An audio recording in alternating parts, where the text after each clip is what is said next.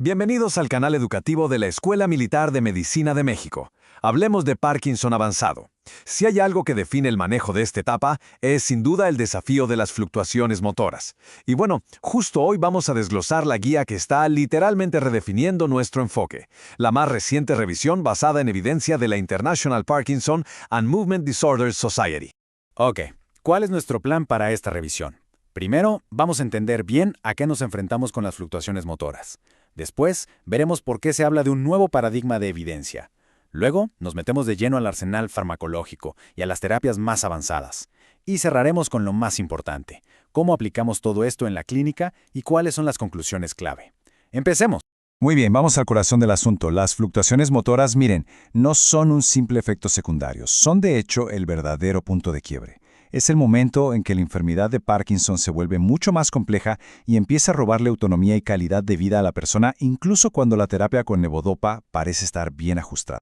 Entonces, ¿de dónde viene todo esto? La raíz fisiopatológica está, como sabemos, en la vía nigroestriatal.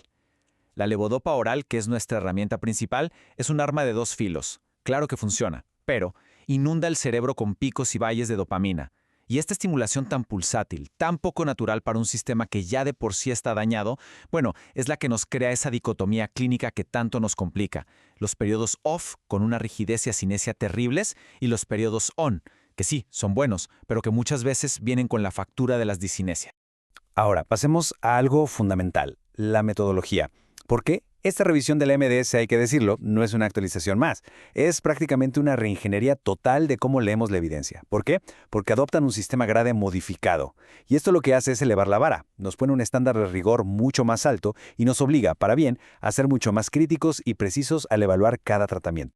Y para que nos demos una idea de la magnitud de este trabajo, solo vean este diagrama prisma. Es impresionante. Se partió de casi 15.500 artículos. 15.500. Y después de un filtro metodológico de verdad implacable, todo ese universo de información se destiló hasta quedar en solo 102 estudios, 102 ensayos clínicos aleatorizados. Esto es, sin exagerar, la medicina basada en evidencia en su máxima expresión. Ok, atención aquí porque esto es el punto clave de toda la revisión. Hay que entender esta nueva forma de clasificar.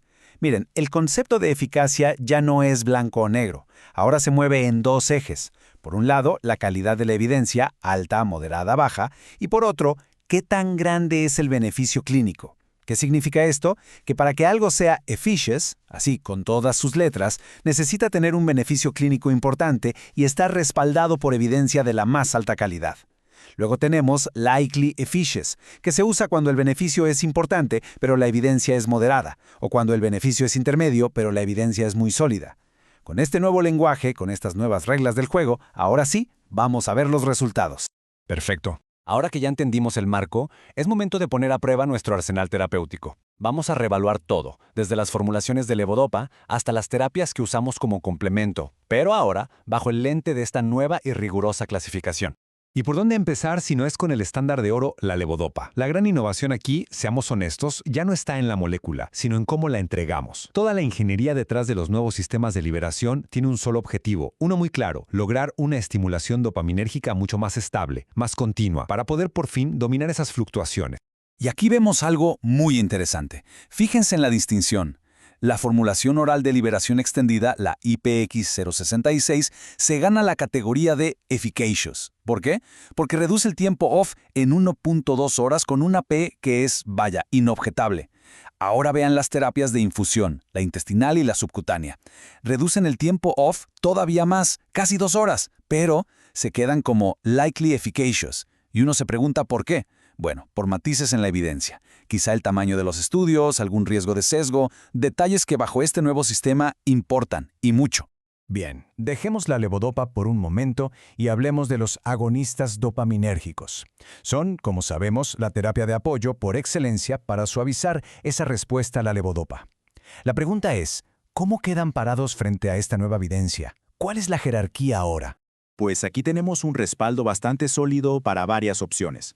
Miren, pramipexol, tanto el de liberación inmediata como el de extendida, el ropinirol de liberación inmediata y la rotigotina, todos ellos alcanzan la máxima categoría, efficacious, opciones de primera línea sin duda. Y luego tenemos otras formulaciones como el ropinirol de liberación prolongada o la infusión de apomorfina que se quedan como likely efficacious. Siguen siendo, por supuesto, alternativas de altísimo valor terapéutico. Ahora un cara a cara entre los inhibidores enzimáticos, esos que nos ayudan a que el efecto de la levodopa dure más. Y aquí la evidencia es súper clara. Del lado de los inhibidores de la COMT, la opicapona se lleva la medalla de efficacious, dejando atrás a la entacapona. Y en el equipo de los inhibidores de la MAO-B, la safinamida también se gana el título de efficacious, mientras que la rasagilina queda como likely efficacious. Créanme, estas distinciones a la hora de decidir son cruciales. Y bueno, ¿qué hay de otras terapias de apoyo? La revisión también las analiza. Y es interesante ver la consistencia. La istradefilina, la amantadina de liberación controlada y la sonisamida todas caen en la categoría de likely efficacious. Son buenas opciones. Pero, en el otro extremo del espectro, la evidencia es contundente con la coenzima Q10. Para las fluctuaciones motoras, la conclusión es not efficacious. Así de claro. Pero ¿qué pasa cuando los fármacos ya no son suficientes? Cuando llegamos a ese límite, bueno, es momento de escalar a las terapias avanzadas. Vamos a meternos ahora con la evidencia más dura para la neuromodulación y las cirugías lesionales. La estimulación cerebral profunda, el famoso DBS. Sin duda, ha sido una revolución. Pero a estas alturas, la discusión ya no es si funciona o no. Claro que funciona. La pregunta del millón es, ¿qué blanco? ¿Qué diana terapéutica tiene la mejor evidencia detrás? Y esta comparación es fundamental. La evidencia pone a la DBS en el núcleo subtalámico, el STN, en un pedestal. Es la única cirugía que logra la clasificación de efficacious. Y vean por qué. Una mejora promedio de 18.6 puntos en la UPDRS-3. Es impresionante. Ojo, la DBS en el globo pálido interno, o GPI, no se queda para nada atrás. Se clasifica como likely efficacious y ofrece una mejora motora muy sólida. Por eso, decidir entre estas dos dianas de altísima eficacia es quizá uno de los actos más finos de medicina personalizada que hacemos en neurología. Y no hay que olvidarnos de las terapias lesionales. Sí, ya sé, son menos comunes hoy en día, pero la palidotomía unilateral sigue demostrando un beneficio clínico muy importante. Hablamos de una mejora de 15 puntos en la UPDRS-3.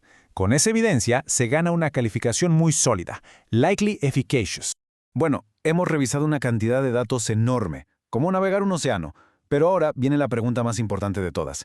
¿Y todo esto cómo lo llevamos a la práctica? ¿Cómo lo convertimos en acción? Justo en esta última parte vamos a sintetizar todo en una especie de mapa, una hoja de ruta clínica que sea clara y sobre todo útil. Esa es al final la pregunta clave, ¿no? ¿Cómo agarramos toda esta nueva jerarquía de evidencia y la convertimos en un algoritmo de decisión coherente para esa persona que tenemos enfrente con sus fluctuaciones motoras? Este mapa nos propone una estrategia escalonada, muy lógica. A ver, llega un paciente con fluctuaciones. Primer paso, optimización oral, que significa ajustar la levodopa y agregar un fármaco de apoyo que tenga el estatus de efficacious, como la opicapona o la cefanimida. ¿Que esto no funciona? Bueno, pasamos al segundo escalón, las terapias de infusión, que como vimos son likely efficacious. Y si aún así no es suficiente, para casos muy bien seleccionados, llegamos al vértice de la pirámide, la cirugía, específicamente la DBS del núcleo subtalámico, con su sello de efficacious. Es la cima de la evidencia para el control motor.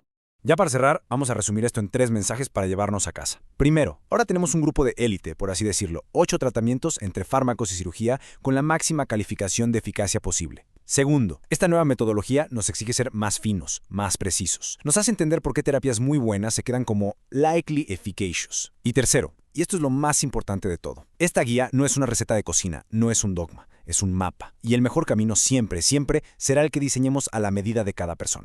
Este video fue producido por el general de brigada médico cirujano Humberto Carrasco Vargas. Muchas gracias por su atención. Y para todos los que quieran ir más a fondo, consultar los datos primarios o la metodología completa de esta revisión tan importante, aquí tienen la referencia principal que usamos como base para todo este análisis.